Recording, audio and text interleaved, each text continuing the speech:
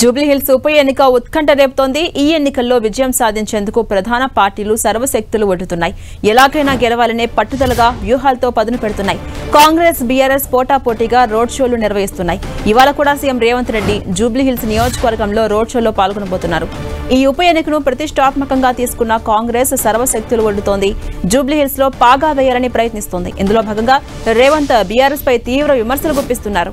BRS, BJP ఒకటేనంటూ Revanth ఆరోపిస్తున్నారు. సీబీఐకి అప్పగిస్తే 24 గంటల్లో కేసీఆర్, కేటీఆర్లను అరెస్ట్ చేస్తామని కిషన్ రెడ్డి చెప్పారని, ఇప్పటికీ దానిపై ఎఫ్ఐఆర్ కూడా నమోదు కాలేదని రేవంత్ విమర్శించారు. అటు ఫార్ములా ఈ కార్ రేస్ కేసులో కేటీఆర్ను అరెస్ట్ చేసేందుకు 2 నెలల క్రితం గవర్నర్ జిష్ణుదేవ్ వర్మను అనుమతి కోరితే ఇంతవరకు ఇవ్వలేదని రేవంత్ అంటున్నారు. అటు కాంగ్రెస్ పై బీఆర్ఎస్ కూడా విమర్శలు గుప్పిస్తోంది. పార్టీ కార్యనిర్వాహక అధ్యక్షుడు కేటీఆర్ భారీ జన సమీకరణతో రోడ్ షోలు నిర్వహించడంతో పాటు డివిజన్ల వారీగా ప్రచారాన్ని పర్యవేక్షిస్తూ వస్తున్నారు.